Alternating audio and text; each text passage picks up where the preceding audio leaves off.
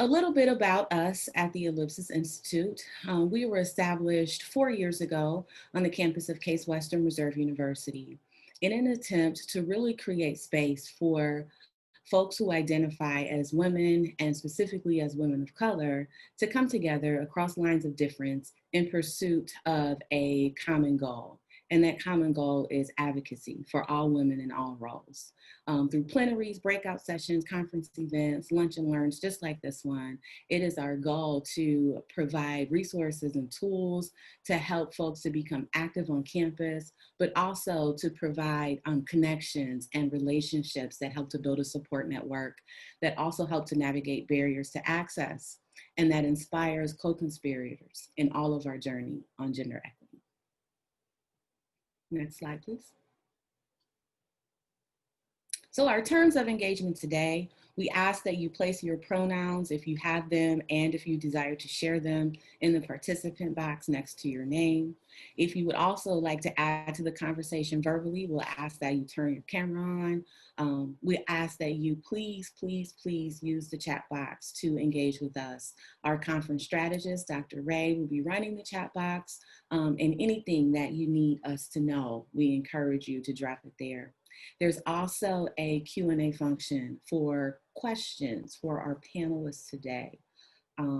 If you have questions, you can leave them in the Q&A box at any point during our time together, and we will make sure to, our moderator and our strategist will make sure that your question gets asked in our panel time today.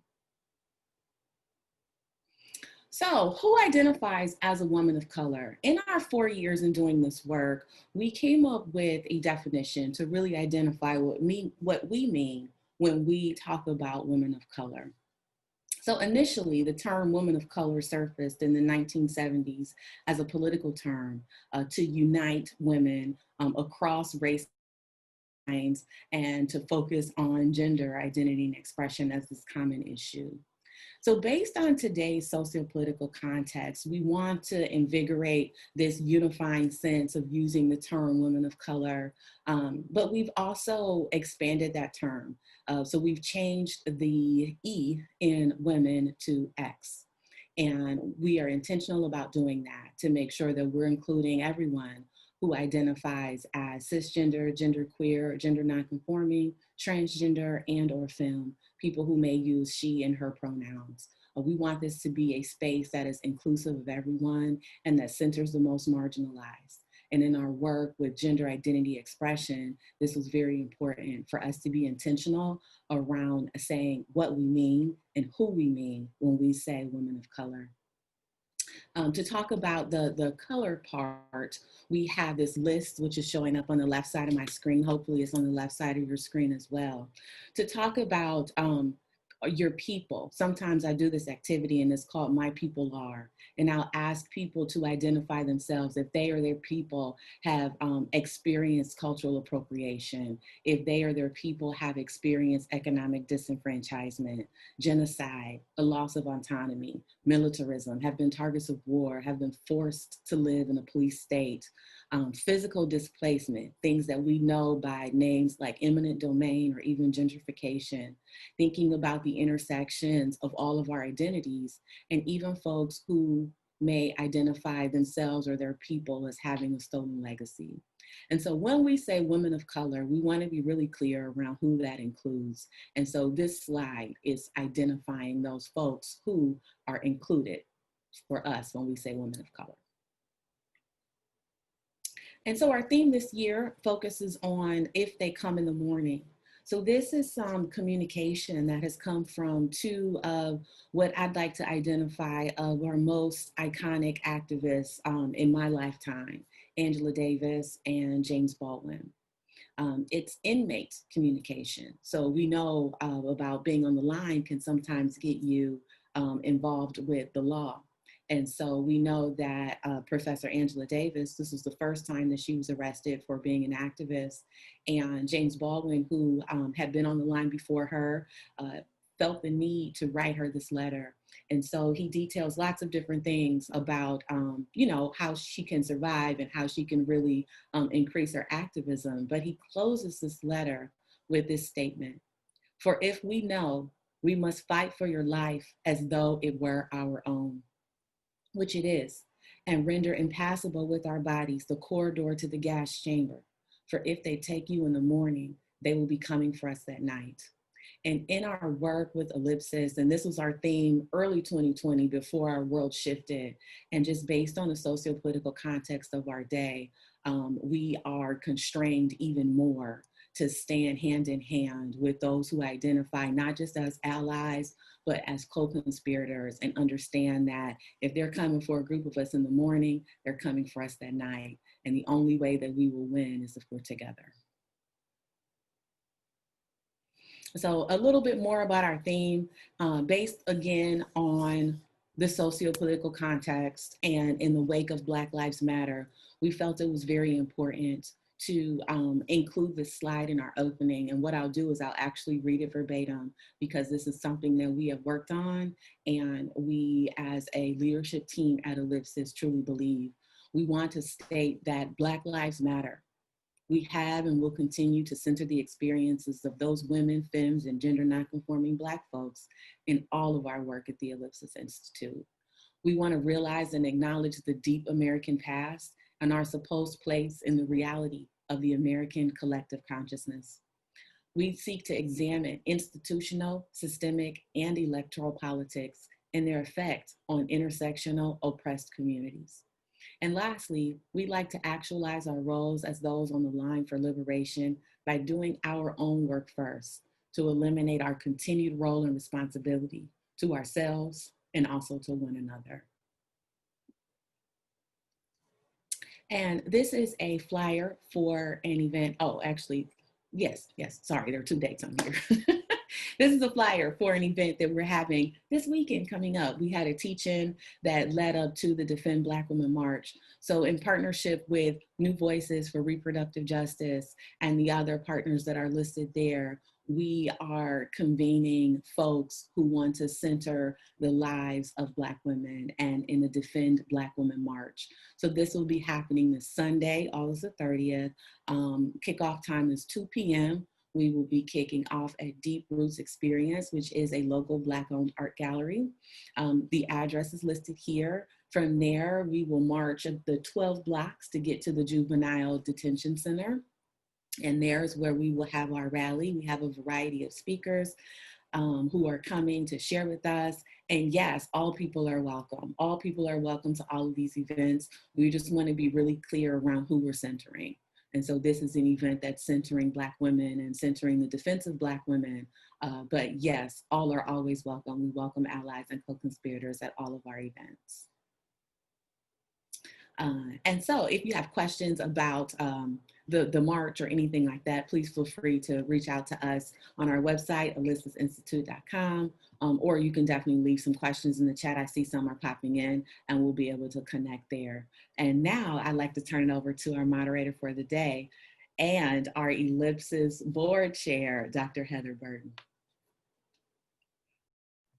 Thank you, Dr. Arkeen. Thank you, thank you, thank you. I am so excited to be a part of this panel discussion today for a change of heart and mind. We have some fantastic guests with us today that will share not only their stories, but their experiences. And so as we begin to think about a change of heart and mind, spiritually, the heart is the nucleus of our issues. Biologically, the heart is the catalyst that circulates the flow of blood for breath and life. The mind is the central location of our logical and illogical behaviors, our thoughts, our system of processing. The mind-brain is the operational system of our speech, mobility, and functions. The heart and mind are two aspects that, when operating hand in hand or in contrast of each other, can lead to love or hate, action or complacency, an outcry of injustice or a silence of social action. A change of heart and mind. Thank you for joining the Ellipsis Institute this afternoon. And as I stated, I am so excited to share with these panelists today on why now. Why now? Why advocacy now? Why social justice now? And so to begin, what I would like to do is have each of our panelists to introduce themselves And in that introduction, I would like for the panelists to not only tell a little bit about yourself, but also in one, two, or a sentence, describe what social justice means to you. What is social justice? So let's begin, and I'll kind of go in order of how you appear on my screen. So let's start with Kate. Good morning, everyone. I'm afternoon now. Glad to be here. My name is Kate Klinowski. I am the coordinator of the Provost Scholars Program at Case Western Reserve University, which is a partnership right now with the East Cleveland City Schools. I am currently pursuing my PhD. I'm a candidate in cultural foundations at Kent State University. And the topic of my dissertation does involve looking at issues of voice, power, and trust in scholastic publications, particularly how they relate to the concept of a white savior advisor. So I'm really excited to be part of this conversation and honored to be here today. And my one word that I would use to describe social justice is compassion. Compassion. Thank you, Kate. Dr. Trey, let's go to Dr. Trey, who's known to his students as Dr. Trey. Good morning, everybody. Thank you, Dr. Burton. I also want to say thank you to Dr. Arki and also to the whole leadership of the Ellipsis Institute for Women of Color for this invitation. My name is Dr. Trey Wentling. I use the pronouns he, him, his, and I mentioned earlier I'm here in sunny Colorado with the realities of fires all around us, and that's literal and also metaphorical.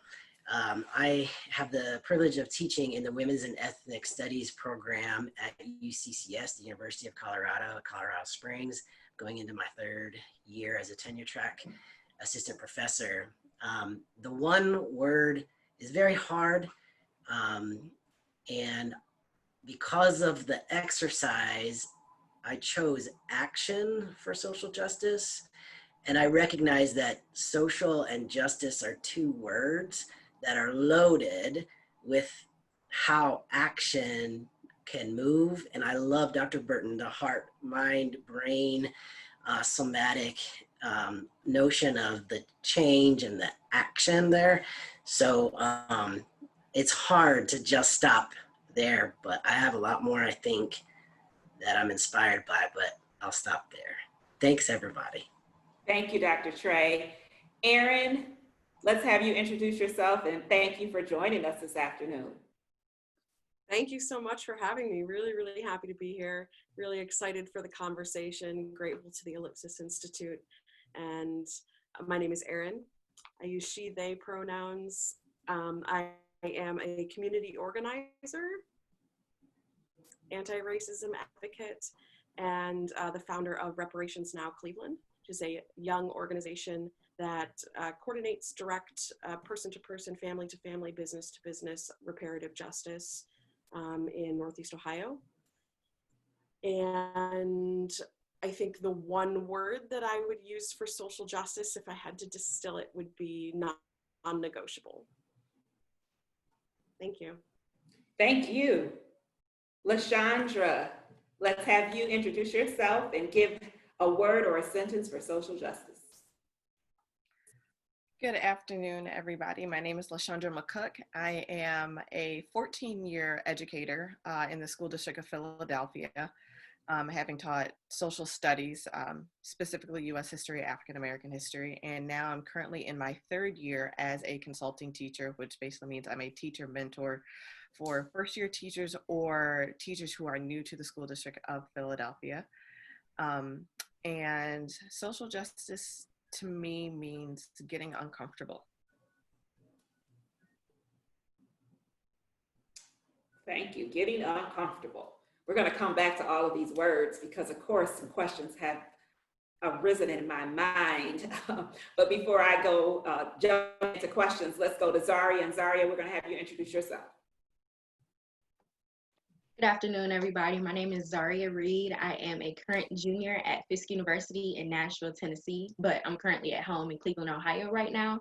Thank you guys so much for having me, and I'm so excited to be part of the conversation. Thank you, Zaria. And social justice, Zaria. Tell us about, what do you think of social justice? What word or sentence describes social justice for you? The word that I chose to describe social justice would be dynamic. Dynamic. So thank you, Zaria. So as I listen to you all give these words, and Dr. Trey, you actually said it best. I think when you said action, and when we look at the words that were, most of the words that were used, they are action words. They are words that require us to do, not just to sit still passively by, but to do. And so in that, one of the things that I want to come to you, Dr. Trey, was the social injustice, and looking at social injustice as two components. So when we think about social injustice, give me your thoughts about why you separate social as one component and justice as the other.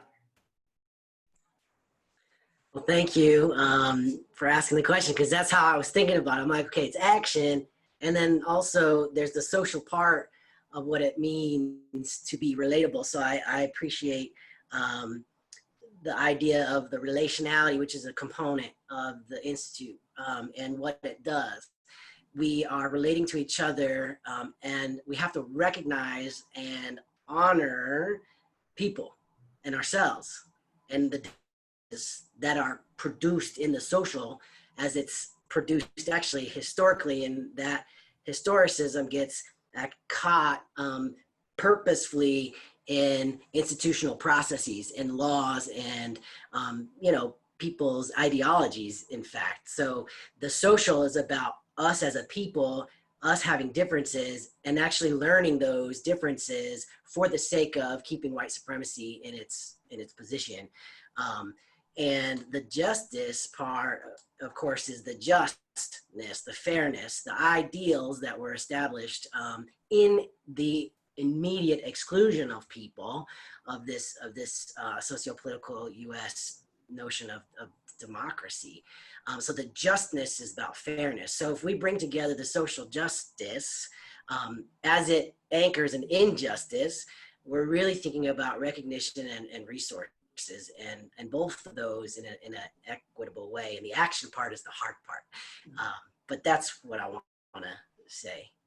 I love it. And especially to think about when you talk about social and breaking down the barrier of white supremacy. And then we talk about justice and fairness. And I think that's where when you take just those two words, white supremacy and fairness, that's the conflict right there. And how do we break that down with our action? And Aaron, you mentioned non-negotiable.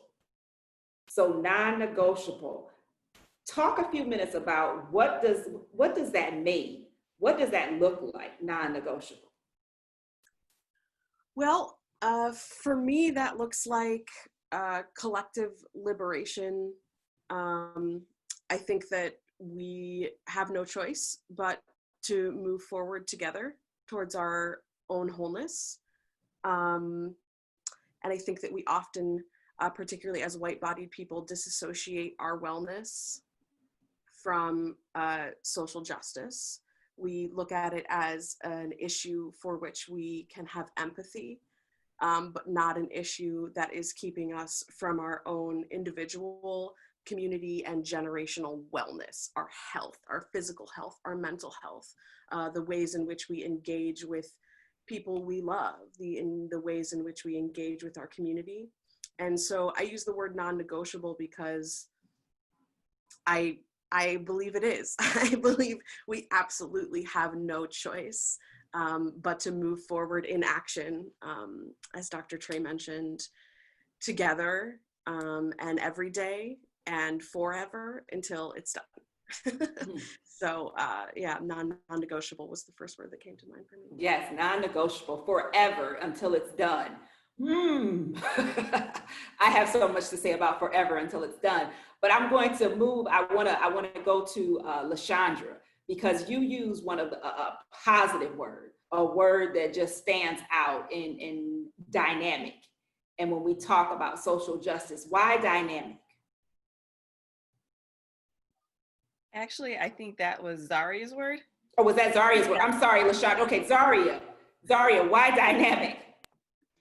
I chose the word dynamic because in my experience, as I've grown throughout my matriculation through college, I've just come to learn that social justice really just varies upon perception. There really is no one way or one right way to evoke change or to inspire someone else. And once you make the decision to do that, there essentially is no turning back. Mhm. And yes, I like that explanation. I like that explanation. And I'll point out that Zaria is our student representative tonight, so or this afternoon. And so we thank her for having the courage to join the panel, especially a panel of professionals. So we thank her. And LaShondra and Kate, we have getting uncomfortable and compassion. So LaShondra, you said getting uncomfortable, but then Kate, you said compassion. And so when we think about those two, that getting uncomfortable, it sometimes is really hard to have compassion when we're in a space of getting uncomfortable. So let's talk a few minutes about that. What does it look like for those individuals that are involved in social justice and advocacy to get uncomfortable? And anyone can jump into that question. What does getting uncomfortable actually look like? What does that mean? I think first of all, it depends on who you are and what audience you're engaging with.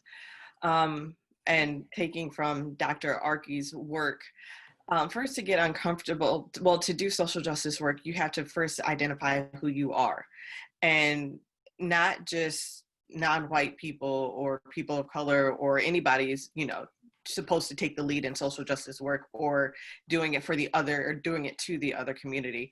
I think people of color, Black people, have to do social justice work within their own community. So when you're doing it within your own community, within your own families, specifically as like Dr. Trey was talking about, breaking down those constructs of white supremacy. If you look at the Black community and historical definitions of what is good, you go into respectability politics, of this is how you dress, this is how you act, that we were so ingrained in and were taught from birth, and then realizing actually, well, this is what a generation prior to us was taught, but it was for them, it was survival. My mother is a child of Selma. So I think of those things that I was taught growing up. For her, it was survival. And it was passed on to me as this was what you're supposed to do. But now doing those unlearnings and realizing that it's rooted in white supremacy. And so for me, social justice with my mother has to be compassionate. And saying, so how do I break down and those walls and saying, Mom, that's not how I do things anymore. That's not how I'm going to raise my children to do those things. And that social activism takes a different lens and a different action than when I am engaging with white people in social action, where it's sometimes going to be a little bit more direct and I'm making them uncomfortable with things that they might say like, hey, that's not okay. This is not how we're going to do things. And I'm going to be less compassionate because we just don't have the time and space to be concerned about your feelings, honestly, at that point. But depending on how much engagement I have with them, and do I need to keep or care about a relationship? Is it a passing interaction or is it a long-term interaction? So still determines the amount of compassion. Now, am I popping off? That's just really not me. But am I directing to the point? Probably. But then also when I look at the teachers I support, where I do have to have a year-long relationship with them. I can't damage a professional relationship with them because at the end of the day, my goal is to make sure students are getting the best education that they can. So I have to have compassion, but with firmness with them to say, are we educating our students the way that they should be educated? And if not, then let's have those conversations too. Exactly. I agree with you wholeheartedly. Now, Dr. Heather would say sometimes there's a necessity to pop off. Dr. Burton says, we have to watch our professional relationships and how we behave in that professional setting. But Kate, do you have anything to add? I had to say that you covered it beautifully. I do want to just add, though, that I was really resonating with what everyone was saying, particularly Zaria. And also LaShondra, we were talking about how it's very easy to try to pigeonhole people or to kind of come from our own contexts without really respecting where other people are coming from or appreciating where other people are coming from the sense that you know, we're all in a different place. And I realized very early on that my issue with looking at the world like from a golden rule sort of standpoint, where I thought, well, I'm going to do unto others as I would want them to do unto me, is really problematic, right? Because I'm coming from my worldview with my perspectives and my idea of what good is.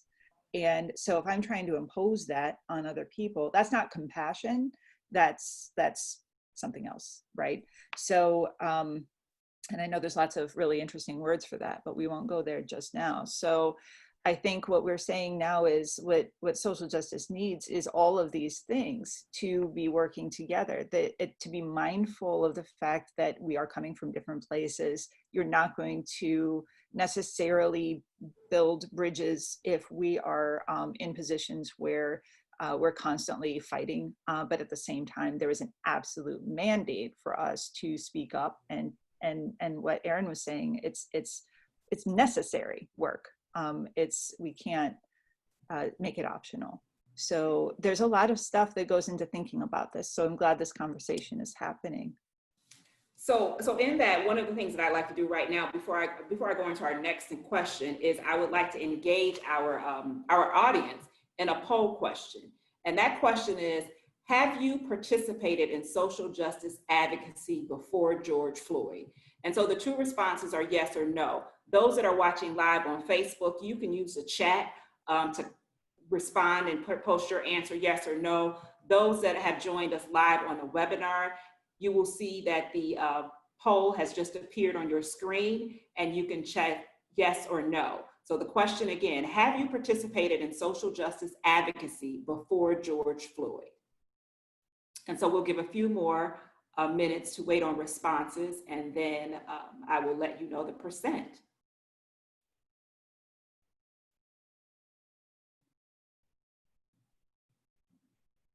Again, have you participated in social justice advocacy before George Floyd?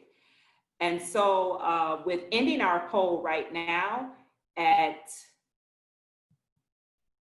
80% of the respondents, we have 83% said yes and 17% said no.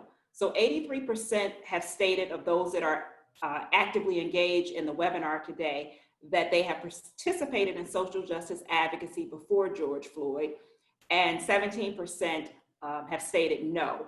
And from our live Facebook audience, the percentage is around the same, is that we have the majority of saying yes, and those that have not being less. And so with that, what I want to ask you all panelists is, why now? And in that why now, let's first back up and let me ask you, how did you become involved in activism, and why? Why did you find a need to become involved in activism, and how? Was there a certain incident? Was there something that happened to you personally? Was it just you felt that this was your duty as a human to get involved in social justice? So I'm not going to call on anyone in particular, but if you have something to say, just go ahead and jump in.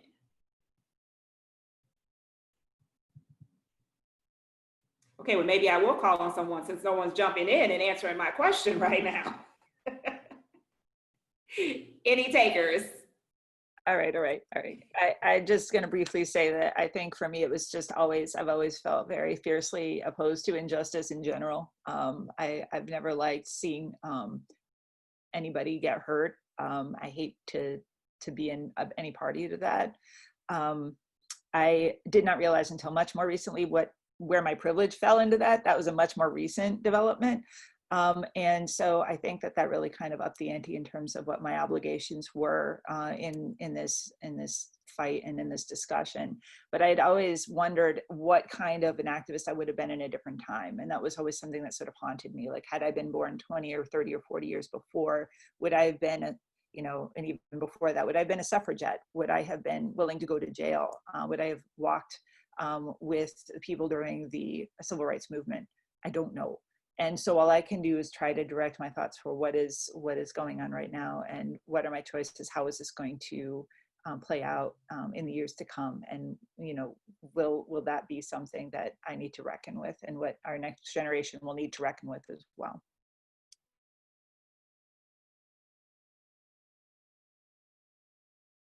Anyone else? Want to jump in on that question of how you became involved in social advocacy? I can jump in really quickly. Just growing up as a kid, I am so grateful to come from a family full of educators and people who are active within the community here in Cleveland. And I remember growing up and hearing the stories about Trayvon Martin, different, just seeing people my age just dying at the hands of people who are in power. So when I got to college, I started at Fisk in 2018. I really didn't know anything about my HBCU or about the prominent Black leaders who have graduated and walked the same hallways that I did. But once I made the choice to educate myself and try and formulate myself to be more like them and be more of service in my community, that was really what ignited the fire, pretty much. I love it. I love it. I have a similar experience. It was my college years that really sparked that desire to get involved, and starting with becoming an in-depth studier of Black history. And once I began to study Black history and understand philosophical thoughts behind Black studies, it pushed me to stand up and to stand up for what's right and what's, as we use these words in diversity and everywhere all the time, what's equitable, what's fair, what's equal, and we have to start looking at that. So as we begin, and Zaria, you said something when you mentioned Trayvon Martin, that for the Black community, police brutality is not new. Police abuse of power is not new. I was listening to a broadcast earlier, and we can trace it all the way back to Boston Tea Party with the killing of Crispus Attucks, that brutality against Blacks is not new. And so as we look at what happened, and then we can just think about what just happened this past week with Jacob Blake in Wisconsin, and another killing, and then we've got Rashard Brooks, we've got Ahmaud Arbery, we've got George Floyd, we've got Breonna Taylor. The list goes on and on. Trayvon Martin, Michael Brown, and we can go on. Sandra Bland, and we can go on and on. And so when we look at this, but there has been a shift that has been a part of the social justice movement, the advocacy movement, where you're seeing all types of individuals coming together to protest. And one of the things that came about from this conversation, or the initiation of this particular conversation, was that in my own experience bike riding throughout neighborhoods, I noticed Black Lives Matter signs in all of these yards that are owned by white individuals. And I began to say, why now? Why are we putting these signs up now? Why are you marching now? And so I asked you all as a panelist, what is some of your opinions as to why now? And as you begin to think about this question, I'm going to actually poll or post another poll question that asks the same thing. So I'll give you a few minutes, panelists, to kind of think about the why now. Why are individuals so apt to be a part of social justice? And so with our I didn't share the results a lot last time, but with our next polling question, is, in your opinion, what has sparked the higher number of social justice advocates and accomplices since the death of Ahmaud Arbery, Breonna Taylor, and George Floyd? COVID-19, the ability to work remotely, enough is enough, video and media images, or other. And when you think about COVID-19, that working remotely, that idea is that there's really not an accountability to coworkers. There's not an accountability to your workspace. So out of that, what do you think has shifted this higher number of protesters?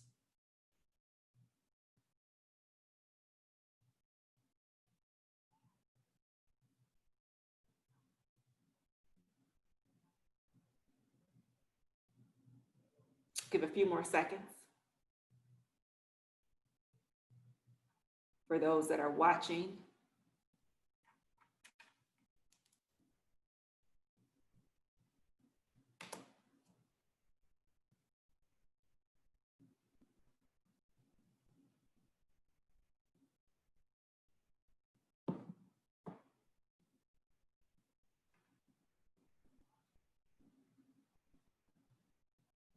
Okay, with 85% of the respondents, we have 42% that says COVID-19, and then we have 42% with enough is enough, and 42% with video and media images, and 33% with other. For those of you who marked other, I would be curious that if you could post in the chat box, what were your other reasons if you feel like sharing or if you want to share. Again, COVID-19, 42%, enough is enough, 42%, video and media images, 42, and other 33. So panelists, why now?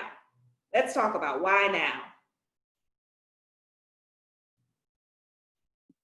I guess I'll start. I think multiple factors, but I want to liken it to the ancestor John Lewis.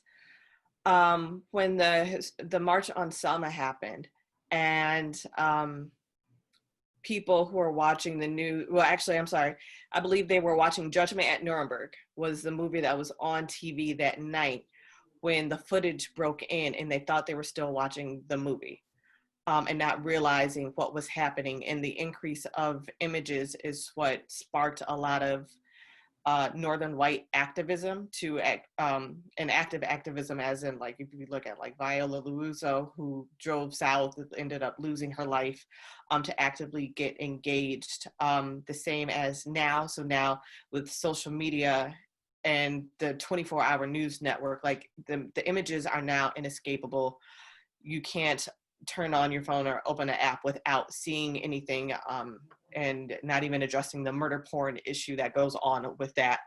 But now you can't escape it. Now, because people are home, you have more access to it instead of maybe being in a work environment where you're like, oh, I can't see something for 2 hours, whether it's blocked or because you are actively engaged in work, and then it's 3 hours later and then you see it. So now you're constantly exposed to it.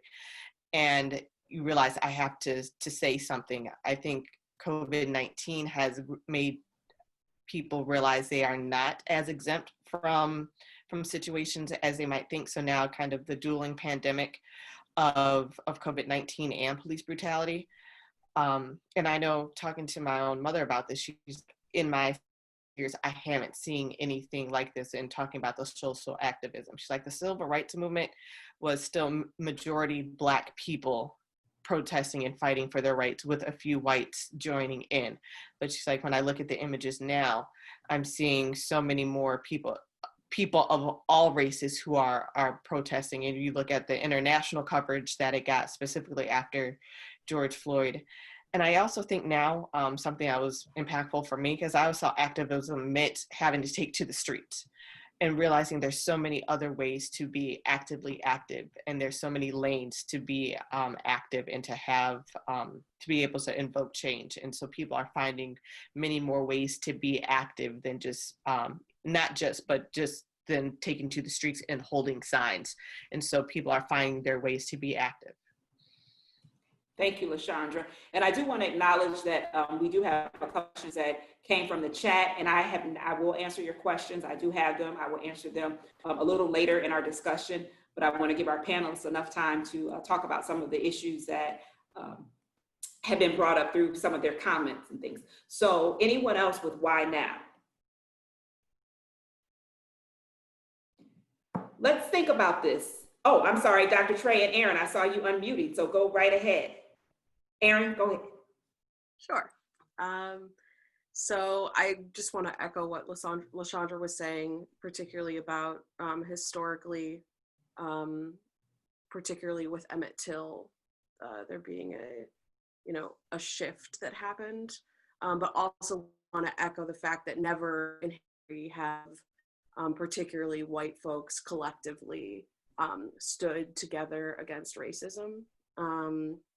And I also want to exercise a little caution in that knowledge, because in this era of social media, there is a tendency to hop on something that feels trending. And we're definitely seeing that, that even something as like heart-wrenching as like trending hashtags, you know what I mean, when we're talking about murder in life. So I think that we all need to navigate with a little bit of caution here, because sure, this is looking very different, this is feeling very different, and we all have the hope that it is in fact very different.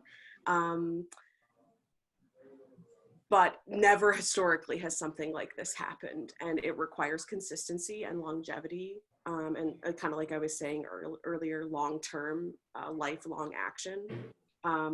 And I also want to offer a little bit of generational credit here.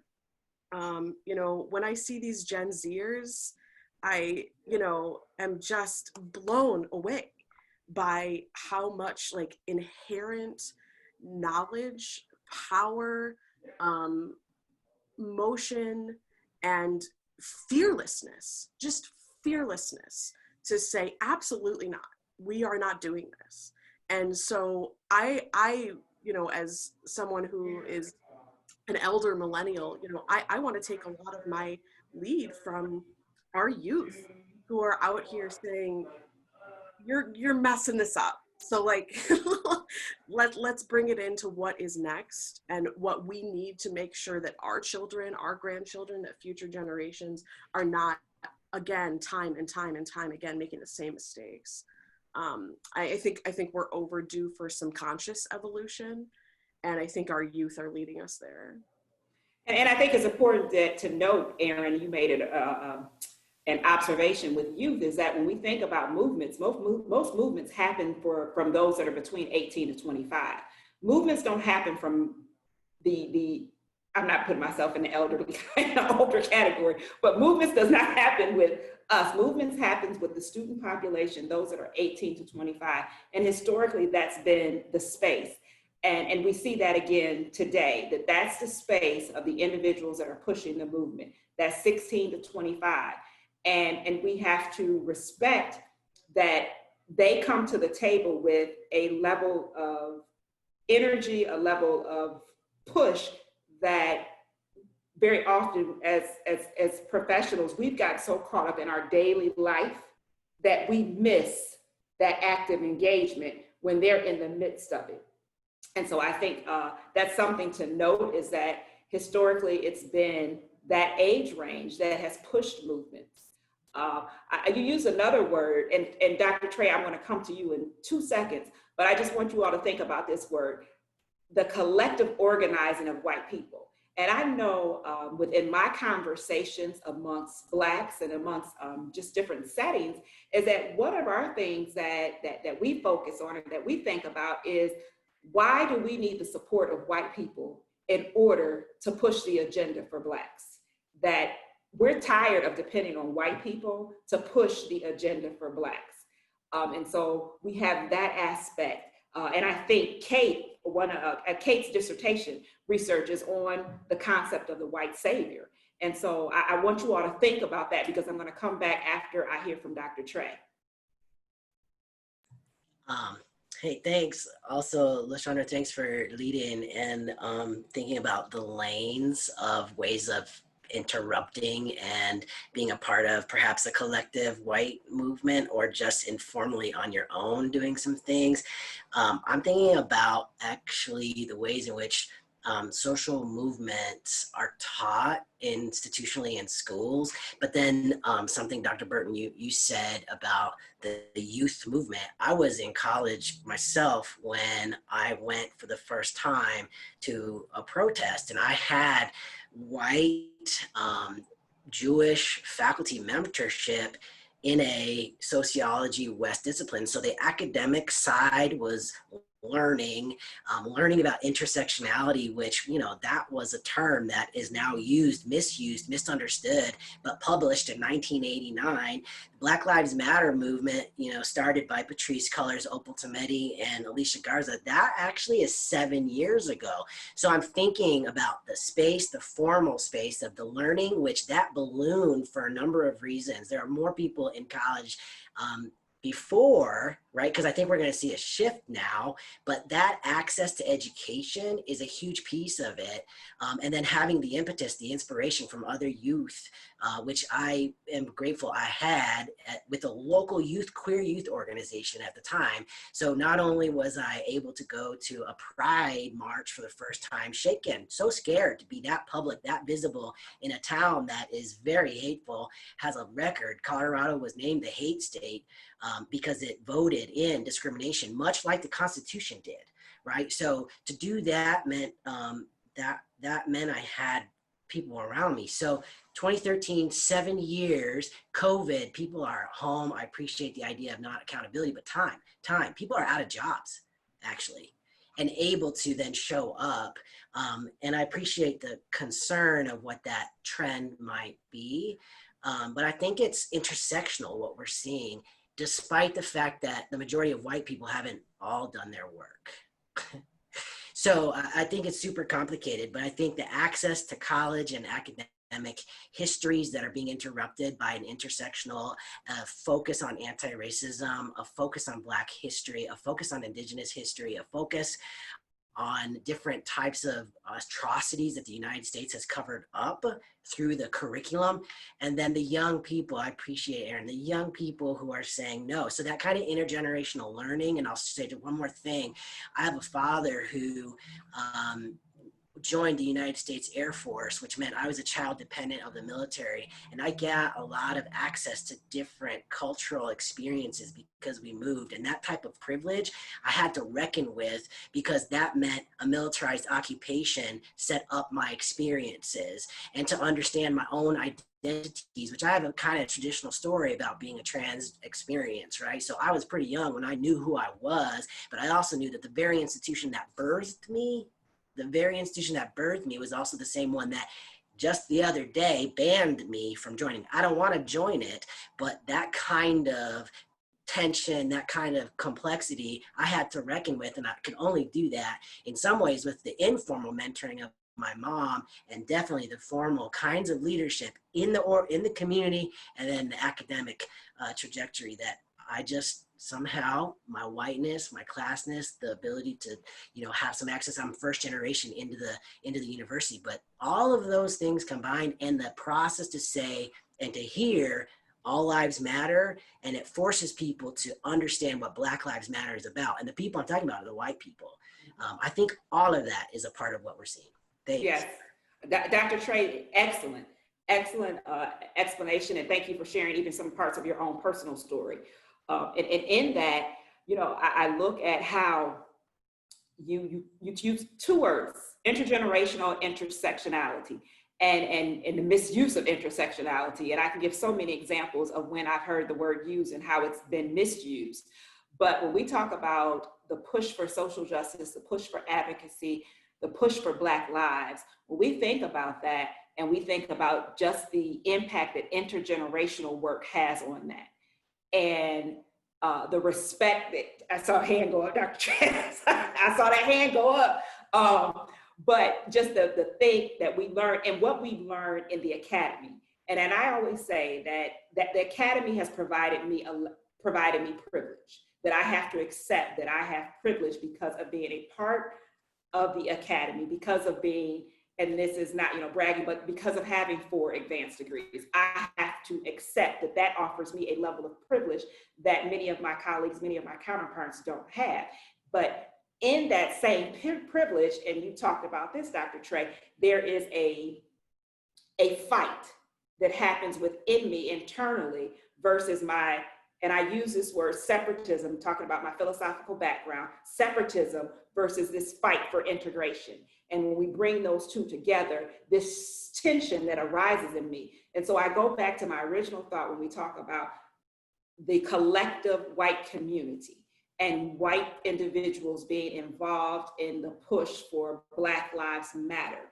How do we as Black people accept that there is this level of support that white people want to get us when we're fighting against all these thoughts, all of these philosophical thoughts, all of these emotions, all of this disarray, all of hate that was created by the shaping of America, that was created by slavery. So how do we do that? I know, Kate, you're dealing with your dissertation with white saviors, so spend a few minutes and let's talk about this. Okay. I think that, you know, coming to that resolution of recognizing the white supremacy that exists within schools and within publications and various institutions that all play together into that voice, power, trust triad was it very came out very organically and surprisingly to me. It wasn't the initial concept of my dissertation at all. When I started experiencing and exploring and reading the literature in those areas of voice and power and trust, the ideas of what the role of a teacher mentor was starting to get turned on its ear a little bit. And the very issues that you're talking about, all of these institutions, K through 12, secondary, tertiary education, the academy, all of these areas, all of the institutions that we exist in are all rooted in this concept of there being one particular type of voice that is the most important and that gets dominated. And so having to really look into that and question all of that changed the way in which I had to reflect on things that had been done in my professional life.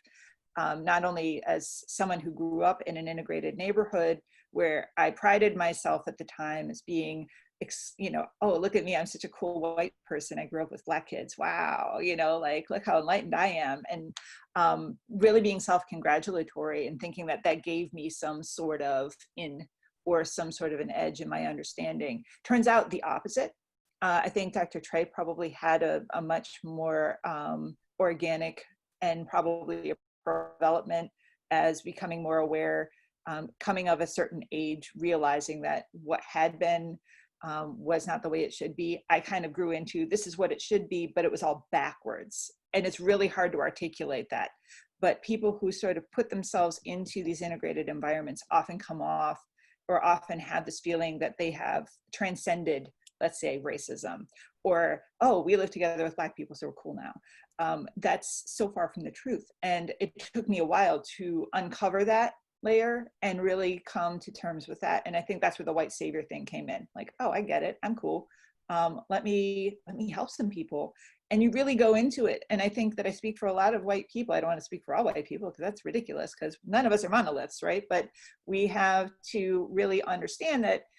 So it's so easy to say, I've done some work, therefore I'm done. And when you talked about our end goal, Aaron, obviously being like to get to the point where we're done, for me, I wish I could even see that, what that would look like. I don't even know. Like, that's how far into my own head and how blind I still am. And I know I am. And so even writing this dissertation is painful because I know that I don't know enough yet.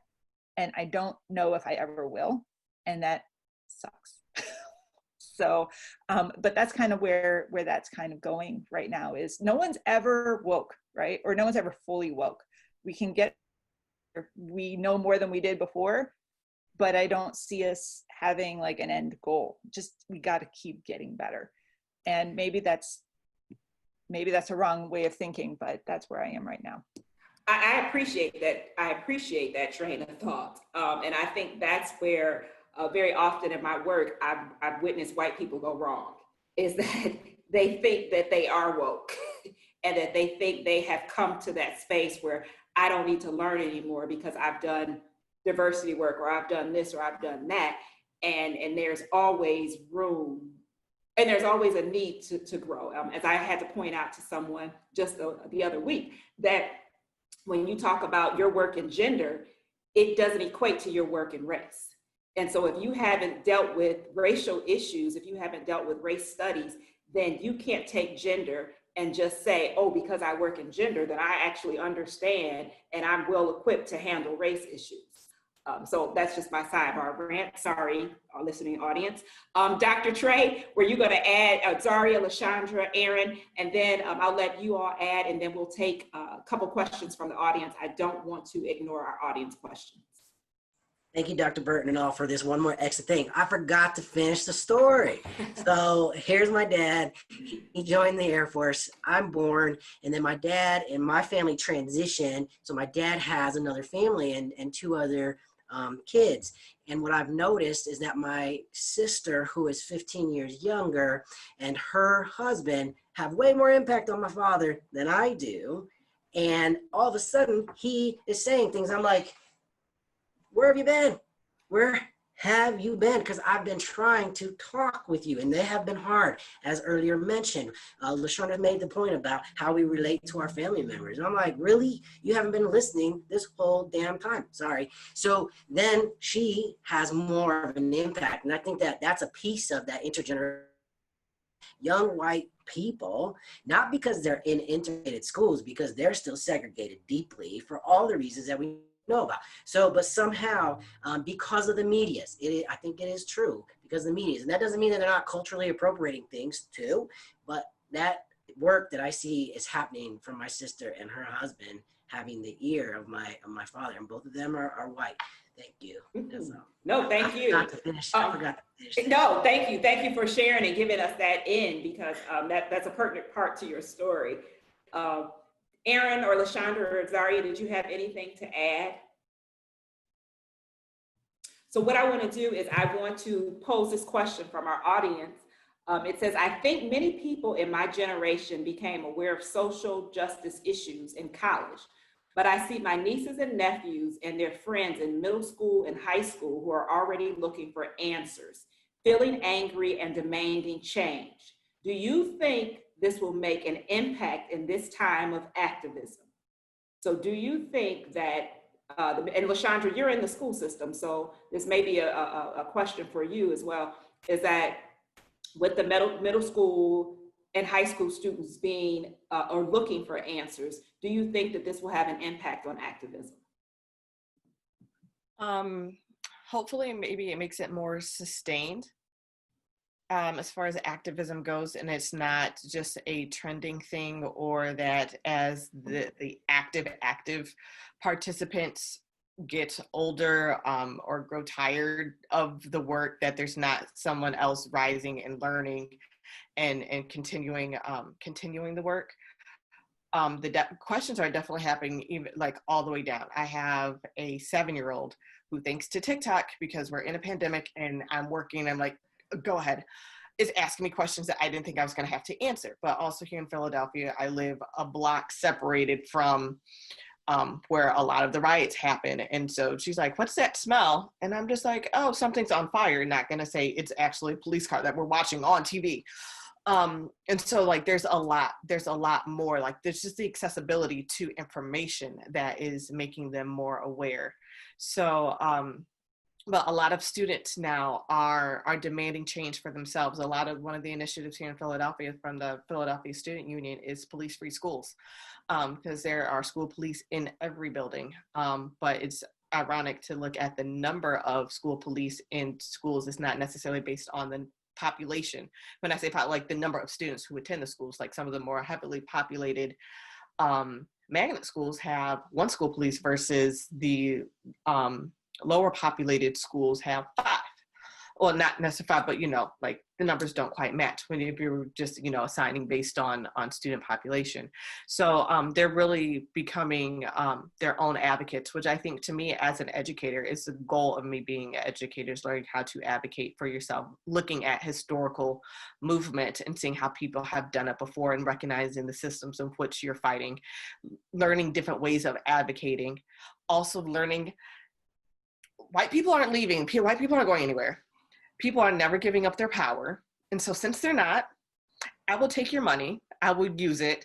And I mean, the only one thing I have to say that what's his name, Omar Johnson, has ever said that I agree with is that you need the financiers of a movement. He's like, you don't necessarily need Jay-Z and Beyonce out there in the streets getting killed or anything else. We need their money. And so, there is a role for everybody to play. And I think part of what white people don't have to do if they're going to do the work is realize sometimes it is you're offering something and it's not your voice. So, and to be like, okay, that's the offer. And then I'm going to go down. Powerful. You're offering something and it's not your voice. And speaking of that, when we talk about voice, one thing that I want to touch on before, we begin to wrap up things is silence. And what impact does silence or not speaking up have on the continued perpetuation, if I can get that word out, perpetuation of racial injustices? So how does silence impact racial injustices? I can start off if it's okay. I think that silence, it not only does it stunt your growth, it stunts the growth of the people who not only came before you, but can come after you. So, and the interesting dynamic of the question, why now? With COVID, people were essentially just forced to be in the house with your family. So just opening up the conversations and just realizing that you might think one thing, but it might not be right. So, and also just the dynamic between Gen Z and all of the generations that may have come before us. I was born in the year 2000. So essentially, I learned how to use a computer in the first grade, pretty much. Like, I have never known a world without the internet or just information essentially just at my fingertips. So I also just think that that's also what sets us apart and just why we're not afraid to use our voice. Pretty much we were just told right off the bat, like, this is what you have to do to protect yourself because the world is crazy. You might not, your life could end at any point in time and you might not know.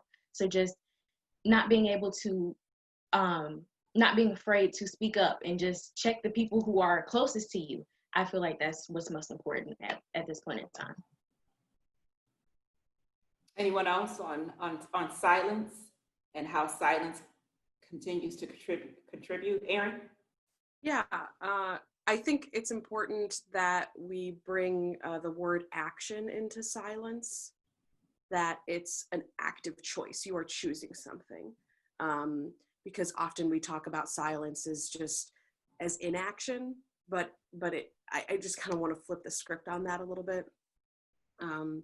Because you're choosing to say, I agree. I'm saying nothing and doing nothing because I stand in accordance with the violence of whiteness. And I also just wanted to touch a little bit on actually how that plays a bit into the conversation that we were just having about integration. Because I think one thing that we're seeing right now in particular is a lot of baby anti-racists on the scene. And that's a beautiful thing. We want as many anti-racists as possible. However, I think we also need to highlight the great potential for harm. And sure, we all want an anti-segregationist future. However, white people cause harm. And so until there is a great deal of work, that is, something that we can't envision.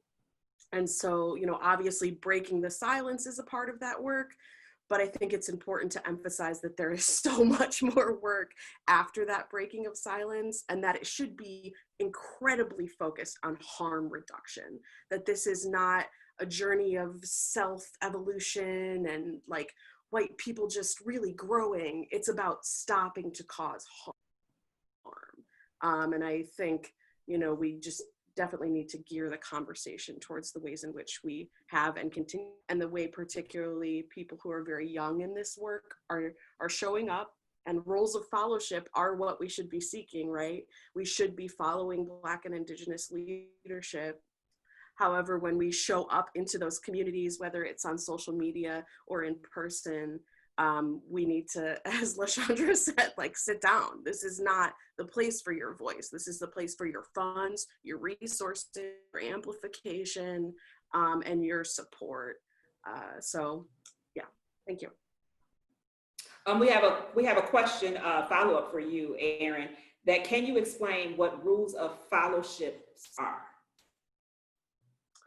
Yeah, roles of fellowship is what I said, and I think that basically what I mean by that is that while racism is a white problem that white people need to fix, We need to be in consistent roles of fellowship, of BIPOC leaders. Just reiterating again that this isn't the place for our voices to be on the forefront. We need to be centering and amplifying BIPOC leadership. Thank you. Thank you. Anyone else? So as we begin to wrap up and think about where do we go from here and why now? And I will be honest that in this space of why now, I've had a hard time. I've had a hard time with this jump on board bandwagon. And whether that's because of COVID, whether that's because of social media, but to see because what I don't want is this to be a space, and I think someone mentioned this earlier, it may have been Aaron, where it is the popular thing to do right now. It's the in thing to do right now. And so your advocacy efforts become all about, this is because this is the in thing to do. But as soon as we return to a different space, then it's no longer in, and we go back to life as we knew it pre-COVID, or life as we knew it before this push of social justice. Because what I look at is that we had George Floyd in June, but then we have Jacob Blake this week. And so it's not ending for us in terms of police brutality. It's still happening. It's not ending for us in terms of unfair inequality, inequity within our school districts, LaShondra. It's not ending for us in terms of health disparity. It's not ending in terms of these disparities that affect the Black community. So how do we keep the advocacy going? How do we keep the momentum in the forefront? How do we use our voice, but how do we also protest in silence? Because sometimes silence is very powerful when it's not in the voice, because there are acts of silence, and we know this historically, that have brought about change. So how do we keep moving forward? And I pose that question to you all as panelists.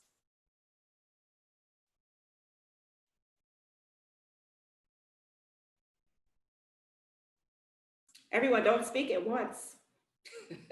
And I know this is, and and I want to say this, that I thank our panelists for being a part of this conversation, because this is not an easy conversation.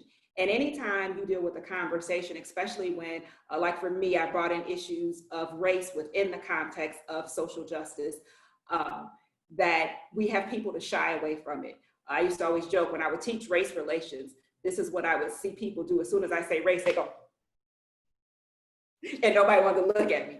But, and so this is that tough conversation. So I thank you all for being a part of the Ellipsis Institute and being part of this conversation. But how do we keep this momentum moving forward?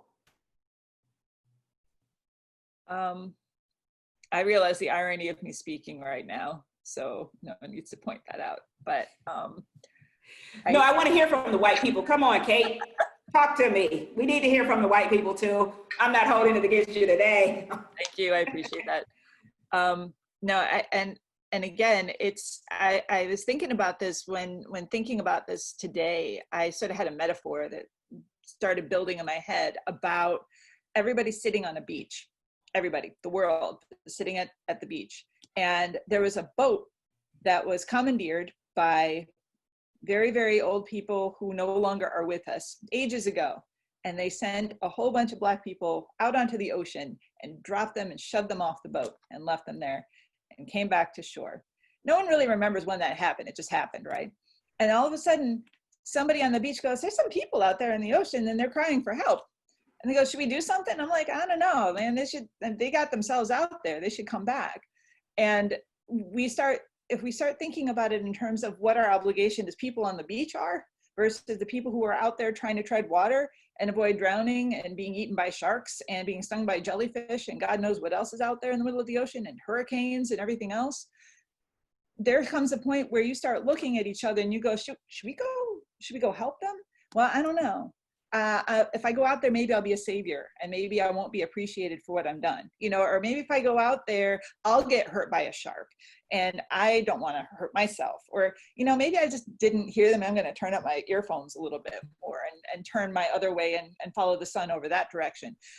So I think what happens with a lot of people who are sitting on the beach right now, if you're following my very weird metaphor, there's people who are starting to realize that there are people out in the ocean that are trying to get to shore. And there's a lot of different people who have different opinions about how they get there. And when somebody says, please help, I'm out here and I would appreciate if you would take your boat that you have that I don't have and come here and get me and bring me back to shore, I'd appreciate that. And I think that if someone is heeding that call, then maybe they're doing their socially just work. But if somebody is sitting there after being asked, not doing anything at all, then I think that's problematic. And I think for us, we really need to, those of us who are on the beach need to keep reminding each other, like, are you seeing what I'm seeing right now? Because if you are, we need to do something about that. And I think that's how we keep the momentum going. We're all connected. We're all seeing what's going on. We're all aware. Just some people are not in a position where they need to be told once again that they need to get themselves back to shore. Everyone needs to, you know, you're on your own. And that we're all part of this. I didn't send the boat out there with the people. I didn't personally. Does that mean that I don't go and help bring people back from the middle of the ocean? And I don't know, I mean, I'm sure you can tear this metaphor apart, but keeping that going basically is just refocusing, constantly reminding people to look out and see what's going on out there. And remind us, like, it shouldn't have to be every single time somebody gets hurt and every single time we see something heinous on television or on social media. It just has to be a constant awareness of what's happening in the ocean and what we're going to do about that and protect people. So that sounds bad when I said protecting the people, but I'm just saying people, we need to all look out for each other. And that's where that compassion comes from for me with social justice, is if you're asking for someone to bring a boat out there, God, get the boat out there. Thanks for that analogy, Kate. Thanks for that analogy. Dr. Trey, did you unmute? I did. Thank you for You're welcome. inviting me in. For me, what it means is to continue, and certainly to continue reading and learning and being in relationship. So one of the things that I know during the COVID time, which was really March, because I'm back in the classroom now, but it continues to be important for me to use social media to post counter stories and to post resources that I know are good, because it is a way that I can influence folks that are informally connected to me on that thing. The folks that I get the privilege to learn with during the semesters, that means my syllabi are constantly being updated to be led by those voices. So we're following the written words, to Aaron's idea of role following, or, you know, being inspired by expanding thinking with folks that are writing against otherwise the status quo or white supremacy. So the syllabi is really important for me. The conversations with my family, as hard as they are, and I'm gonna be honest, sometimes I don't have them. Some folks I am in a sustained conversation with. Other folks I don't do as much, but that is my obligation and my role of influencing the folks that I do have connection with in my family. And then supporting grassroots organizations here. There's one in particular that I want to make a shout out to, which is Truth and Conciliation. And that is led, it's a coalition, but it's also led by Reverend Dr. Stephanie Rose. And that's where my money is going. So that's, for me, how to keep the momentum. Thank you, Dr. Trey. And I want to thank our panelists again. I thank you all for participating in this discussion of a change of heart and mind. And as we come to a close this afternoon, I do want to say that we have to think that when we're talking about social justice and advocacy, that change starts with us. And so we have to look at ourselves individually and figure out, how do I contribute to making a change? How do I make a difference? And I think Dr. Trey said it in one way. Talk to the people that you're surrounded by.